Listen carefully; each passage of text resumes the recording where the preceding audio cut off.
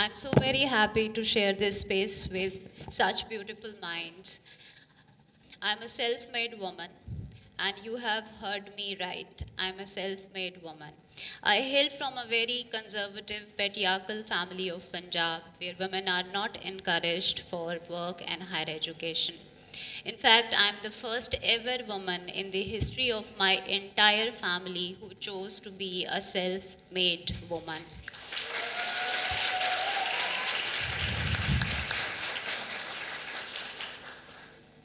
And if I may say that human beings are blessed with infinite capacity to grow, you might take it as a rhetoric. However, my life is a living example of this statement. Almost 13 years ago, my average day would start at 6 in the morning, would take 1 hour long, very noisy, bumpy ride in auto to reach at my first workplace. Would work there for 8 hours and then off to the second job, would teach there for consecutive 3 hours and then back for another 1 hour long bumpy ride again in the same auto. And after 13 hours of this rigorous day, I would study for another 2 hours and somehow manage to stand amongst the top 5 students of my class. And this continued not for 2 years, not for 3 years, it continued for good 10 years. And and I think that how could I crack this? And I would say that when I started my working career, I did not have good grades. I definitely did not have a branded degree. But what I did have was pain and dejection. And let me tell you that it's not only coronavirus that isolates you, your suffering isolates you too. Your dejection isolates you too. And you feel all alone where you don't have any support system. But I tell you that you are the only hope. And in fact, the best helping hand is at the end of your own arm. I was hungry for my own personal growth. I wanted to stand on my own legs. And as you can see, I'm standing on my own legs. So, I am a positive psychologist now. I help people heal and liberate from their emotional and psychological pains. And when I say that, how do I do it? I actually rescued my own younger self, my own unwanted child, inner child. I took care of that. And let's get started. As a child, and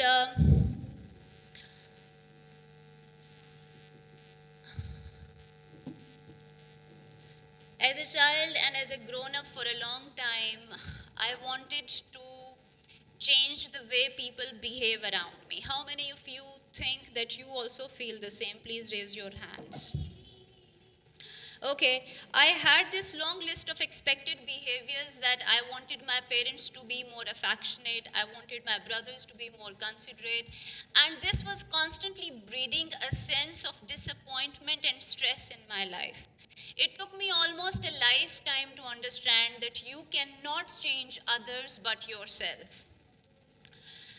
My dangerously positive life orientation brought me closer to positive psychology, and my long standing quest to decode individual differences had finally got some scientific explanation. I'm very happy to share it with you, guys, that optimism, resilience, hope, happiness, these can be learned, these can be taught, and these are measurable life skills. And Oprah Winfrey says, and I quote, that when we know better, we choose better. I urge you to choose positivity, choose optimism, choose hope, and see how much optimism can offer to you.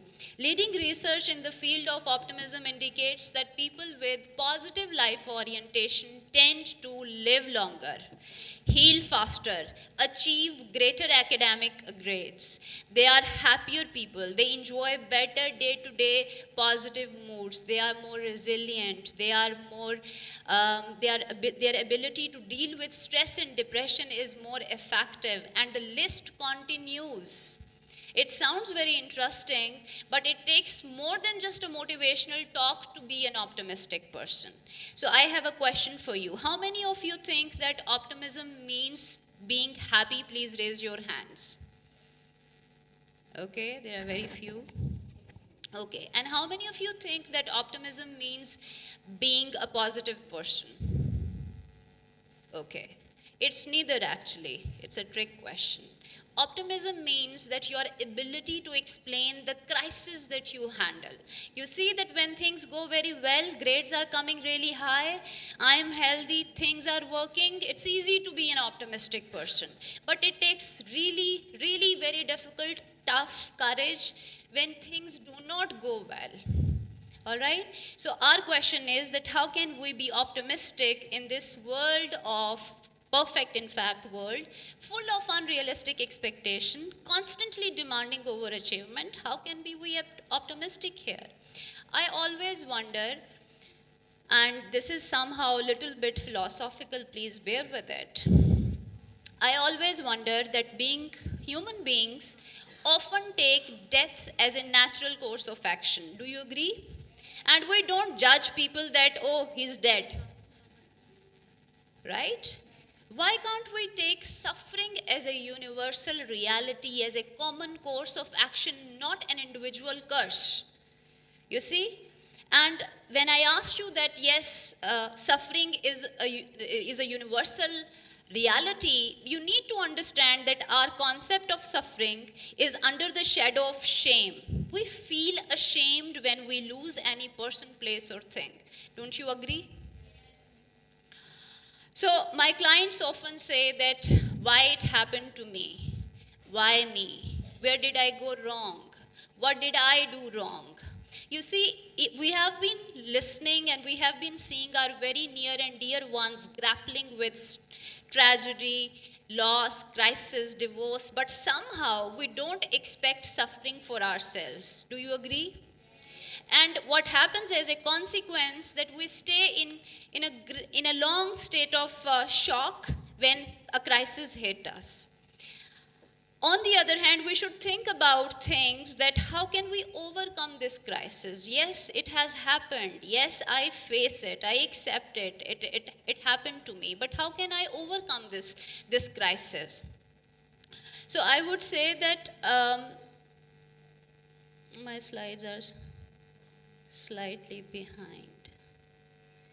So I would like to share this beautiful quote with you. It says that don't throw away your suffering. Touch your suffering. Face it directly and your joy will become deeper. Let's get agreed. Let's try to make peace with this understanding that suffering is part and parcel of life. Our job is to use our education, use our exposure, use our very superior rationality to find and devise techniques that or coping styles that can make our life or suffering easier to handle. And for that, I have brought three most common setbacks of our culture. Number one is academic failure, marriage failure, and professional failure. So let's have a look at these three failures and two coping styles that usually or frequently been observed. Number one is give up attitude, and number two is put up attitude. People with negative life orientation often take these three challenges as a life threatening event, and they think that if they are going to lose any one of them, their sense of self would be diminished and they find no meaning left in their life after this failure. On the other hand, if we look at the put up position or the coping style, we discover that people consider these failures as single act of loss. They do get consumed by the loss, but still actively, constructively, they try to overcome that difficulty by looking at things that are still working in their life. So which one you see, former or latter in your observation? Put up or give up?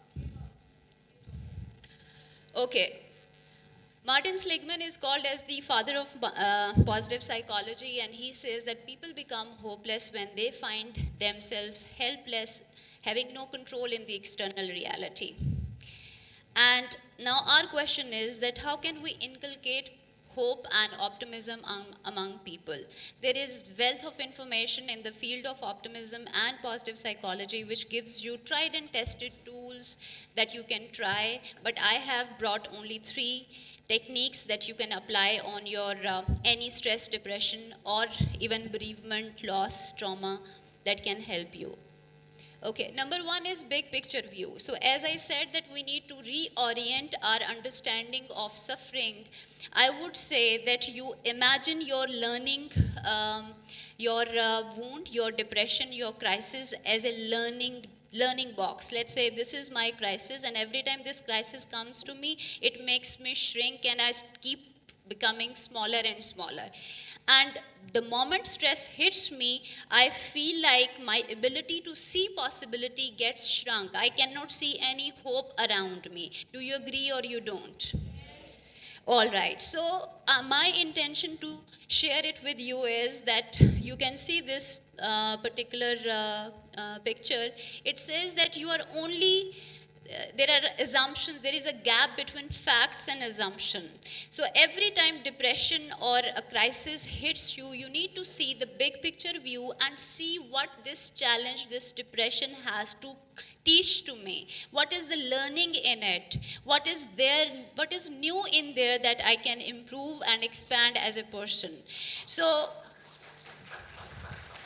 I would suggest that every time you are frustrated or depressed, why it is happening to me, how can I overcome, please try to see, ask these very powerful questions to you, that what is my role in the bigger scheme of life? I personally think we are not sent here for getting good grades and getting married, give birth to children, and then waiting for the retirement. We are here for a very specific reason. And this is my personal understanding that each one of us is blessed with a gift. Our first job is to identify that gift. And once that gift is identified, our second job is to spread it and use it for the welfare of the people around. That's how I see it. So your loss, your failure is one part of your life. It's not the complete picture of your life. So always see at the bigger picture view, and how science back it up. This is incredible work by Ellen Langer. She is known as mother of mindfulness. And when I say mother of mindfulness, you don't need to recall mother of dragons. She is not related to her. So it's like she has done this remarkable work in the field of mindfulness, and she says that when we shift our focus from negative to the positive, how dramatically our life changes psychologically and emotionally. She has done this work, and her most recent work says that in the coming years we are going to face this polarized mind problem, and that is our mental fixation on only one single point of view, where we are unable to take any other point of view. So let's say I'm linking it with big picture view, that if you feel bogged down by the understanding that this area, my professional life, personal life, relationship, my grades don't work, and my whole energy is being consumed on that. You need to see that how, by just changing your perspective, by just shifting your attention from this negative incident to the positive incident, how different your physiology is. We were talking about smile, I think, just 10 minutes ago. I would just want to see that close your eyes and just smile for a second. Close your minds and just smile. Smile one more time. Smile bigger than the last time. Smile, smile one more time. So you can open your eyes. You can see that by instant focus, that previously you were focusing on the stuff that I was talking about, and now you have just brought back the same focus back to yourself, and how much it changes. So my second tip for you is that self-discovery is a tool for you. This is very close to my heart. And I love reading self and how we can empower self, because self is your bedrock on which you are standing.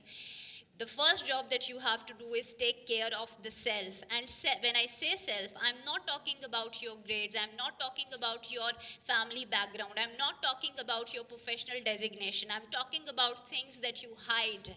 I'm talking about things that you feel inadequate, I'm talking about things that you feel ashamed of. If you take care of that shadow self, and if you can find out why do I do what I do, and why I'm not courageous enough that I can own what is important for me. So take care of yourself. And how would you do that? By spending time on it. It's not something that you can study in Canadian College or any other Oxford, Harvard. It's something that you do it with you. Spend time with you. Be intimate with yourself and discover who you are. I have never asked, I think who am I is one question. That's a lifelong question. Ask this question, who am I now? Who am I now? Which means that every day, every week, every month you are changing. Keep track of yourself. And start loving and liking and accepting yourself. Only then you would be able to see that how crises come and shake my personality, and how many spaces I get shaken on. Because when you have a shallow understanding of yourself and you are exposed to any tragedy, any trauma, you feel, no, I'm not going to accept this. And that is exactly what I was talking about, that we don't need to stay in a state of shock. Rather, we should stay in a state of preparation. Yes, we are more educated people. We are living in IT's world. Yes, we are talking about global village. Then we should have more control. If not control, we should have more ability to deal with crisis. So please pay attention to self-discovery. I would link another scientific research. This person is the pioneer of writing therapy. You must have heard, if you have a background of psychology, that talking therapy, that it works. He has done this research that people, those who keep the traumas, pains, and difficult conflicting issues to themselves, they tend to stay in depression for a long time. And people, those who express either orally or written, they tend to recover from those traumas far more easily and conveniently. He has done an amazing work in the area of self-concealment. He says that people, those who are having low self-esteem and they feel really low of themselves, facing inferior complex, they tend to hide themselves. Self-concealment means that they don't open up themselves. And as a result, that their stress and depression is directly proportional to their self-concealment. So how do we hide ourselves? Again, I'm saying we hide ourselves because we don't own ourselves. We don't appreciate ourselves. So when you start this process of delayering yourself, that what is mine and what is actually I adapted for the social approval, you need to make a deliberate choice that which part of myself should be dropped because these are not serving my purpose, and which new parts which were not being taken by my background but I acquired it with my personal effort, I'm going to adapt them without being apologetic about it. So own yourself, discover yourself, and last but not the least, take action. I love this understanding that human beings are one of the finest creation of God, and we are so miraculously designed that sometimes we feel so flabbergasted about it. Why am I saying so? Every time you are depressed or you are under any crisis, in first 3 to 5 days, you generally discover that what are you supposed to do? Do you agree or you don't? Answers lies within you, I tell you. But what happens that we understand what are we supposed to do, but we don't have the courage to walk on the path that is coming from my inside, my intuition, my gut feeling, my GPS system is telling me that something is wrong and I can get away with that by ignoring it. So I would say that action is something that is required to come out of your state of whatever depression or crisis you are talking about, and that's your first step. And that step do not need to have a very big step. It can be as tiny as just procrastinating less today, blaming less today, less whining, and then you can start walking on the same road. I would also say that if you think I don't have any answer, please seek help. And there is no shame in seeking help. In our Pakistani culture, we think that these personal, psychological, and emotional issues shouldn't be addressed. They do not matter. I tell you it matters. My emotional life and psychological life is more important to me. If your suffering is life-threatening to you, yes, it is life-threatening. If you are saying my suffering is just one single act of loss, yes, I need to buy that. No suffering is small. No suffering is big. It's you, how you are feeling about it. So take action. Stand for yourself. And I would just close by with a beautiful quote of Maya Angelou. It says that someone has been wronged before you, was humiliated before you, somebody was frightened before you, hungry before you, but yet somebody survived. You can do anything you choose to do. Thank you very much.